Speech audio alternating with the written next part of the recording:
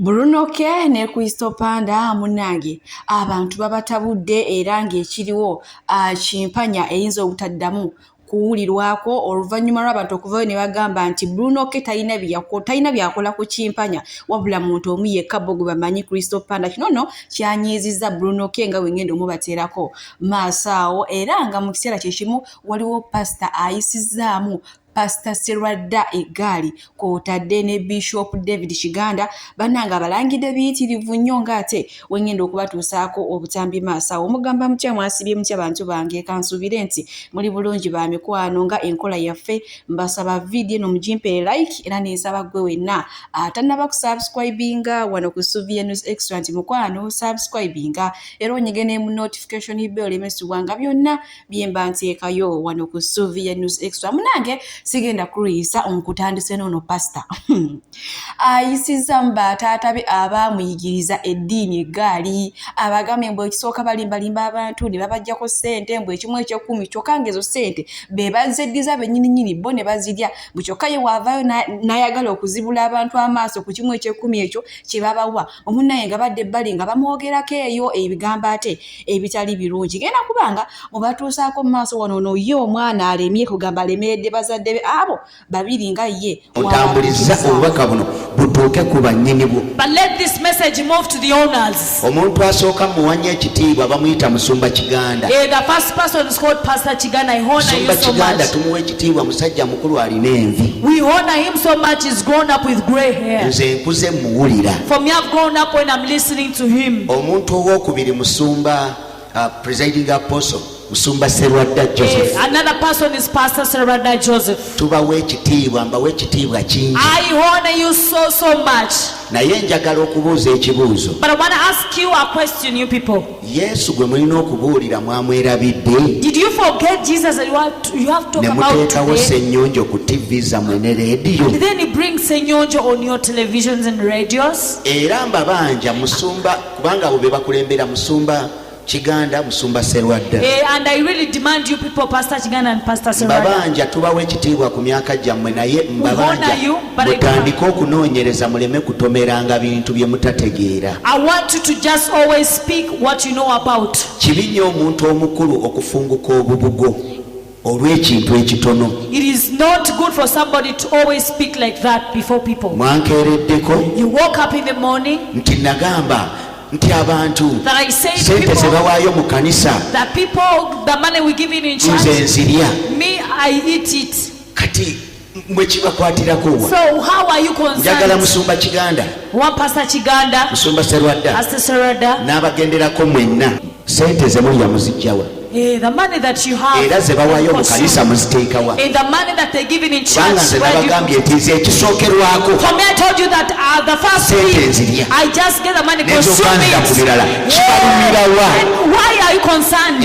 Nembagamba sirina gye ngenda kusanga Katonda mugambe sente zo zizi. And I told you I didn't have a why are you concerned about it? Sente bayombyeko. And the people that consume their money have they so now why are you so concerned? Musumba Serwadda olina omulimu munene oyagala zimba kisaawe beera ku bisaawe ebyo. Pastor Serwadda want to build a big pitch, go and build a field. Musumba Kiganda ekintu kye kimukola mirimu gyo. And even Pastor Kiganda the same case. Mwanyiga nnyo nga mbagambye nti nze ngenda kufa. You say nammwe mufe nga Yesu ow'obukanzu n'obugatto takomyewo.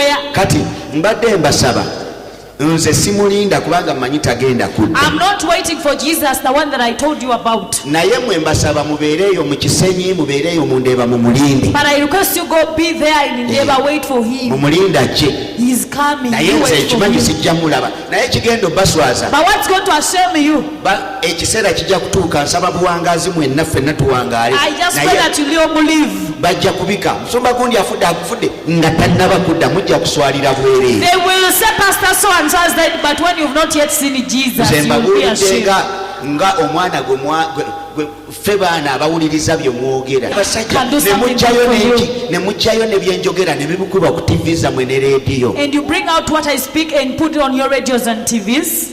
Mbu ono Ssenyonjo Musege kati mwampise Musege ate nga mwe mwerabidde muliki muli ndiga kati ngenda balya.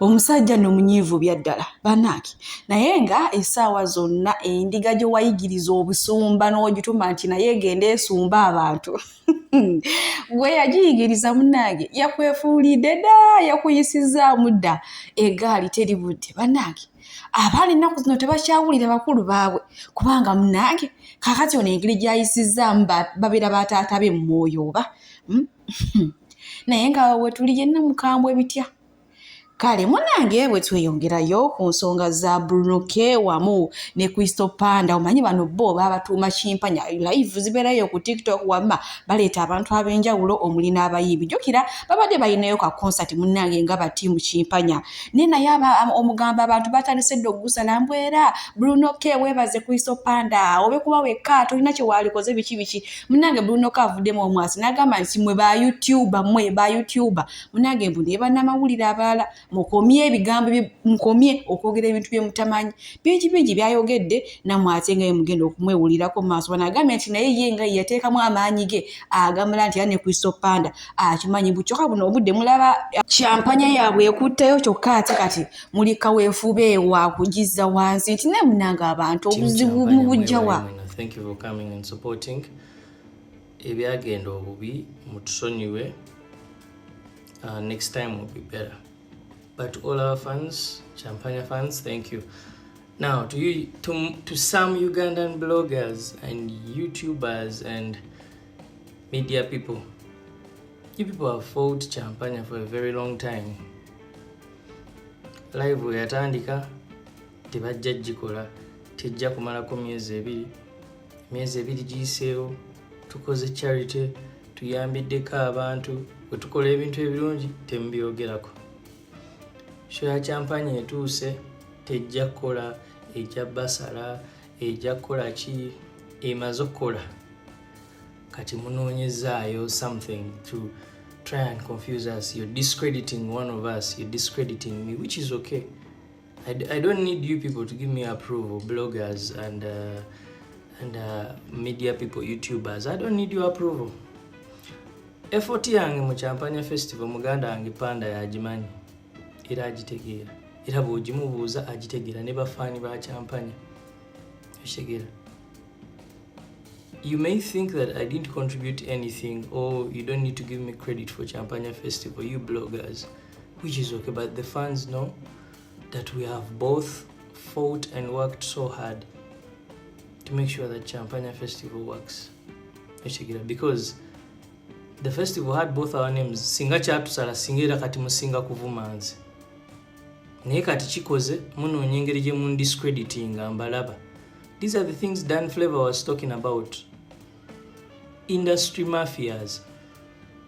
For a very long time, when something good happens, mujje mukyegendereze weewawo ekintu ekibi, especially about me. There are so many bloggers going to jump about it. Bruno K akubye omuntu afunisiza omuntu olubuto, even other musicians. Let it be an achievement. Okitegeera. So you people are trying so hard to make me feel bad, mbunjawukane ne blood wange, but that's not going to happen. I was raised different.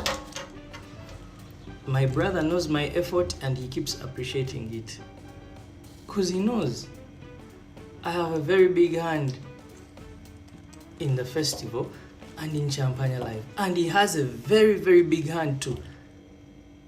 It's effort that takes two people like this. Tubeera ku live kuno ne tusumagira. So bloggers, don't try to discredit any of us. Mbumulooze because you're going to discredit us. Tujja kuvaayo mbu twawukane tunyiige. I am past that level. One thing mbamanyi byemukola, mbamanyi nti mwagala gezaako kumakinga feeling abubi now. I've been here where you like mwaliwa when we are starting to announce the show. How many of you announced the show? How many of you announced the show? You didn't. It's our Champagne family. Abantu baffe betubeera nabo ku live ne bafaani baffe abatupostingirako show eno era be bamu beebazze era be baagula tickets. So this is Baby no Dan Flavor byabagamba. They are industry mafias who try to fight against people and the system. Mbukati people are trying to discredit me. even when I sing a good song, you would want to discredit me. But at least I know that my fans love it. They download the music, they buy the music, they stream the music, and they still give me. To the fans of Champagne Live, I tell you this. We are still going and we have bigger plans after the festival. Stay tuned. Don't listen to anything. They are going to try so much to fight Champagne, but they can't. And let me tell you, you cannot fight what God has a hand in. You can't. We go to places of worship and pray. My brother goes to pray. I go to Fanero every Thursday and Sunday and ask God to bless each and everything that has my name and everything I have a hand in. So don't think that in Champagne it's going to go up all the time. I've seen you've tried. We are not here to compete with anyone. I've seen you do comparisons. Simanya gundi. Fetukula chintu chaffe nga ffe kyokola kiri mu kunyumira abantu. You get? So ekyo mukimanye that we have a plan, we have a strategy, and we are not about to go off the plan and strategy. So it's okay. Those are more the bloggers, YouTubers, media people. Yeah?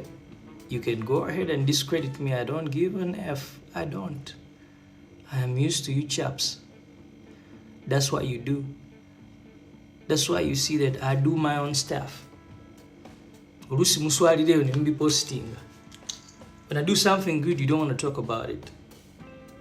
If it's something bad, that's how you pick interest. When I do something good, you find something bad to analyze about. But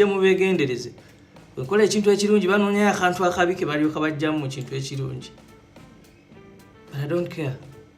I do everything for God. Abalungi abatuuliriza era abatulaba olunaku olwaleero tuchaddeko ewa Sheikh Ashraf Dembe. Sebo sanyusa okubalaba amannya agange nze Sheikh Ashraf Dembe akola ku bizibu by'enjawulo. Omuntu singa aba alina ebirwadde musomereddwa tumuwa amaziga alukuya nga bw'obadde ogalaba tugenda abantu ku kyoto ne twokya emizimu emibi egibabaamu n'okulomba edduwa. Abantu singa abeera ng'ali wano atuuse sobola okumulombera edduwa ne waba atatuuse nga mpadde amannya ge naye ng'ali wala.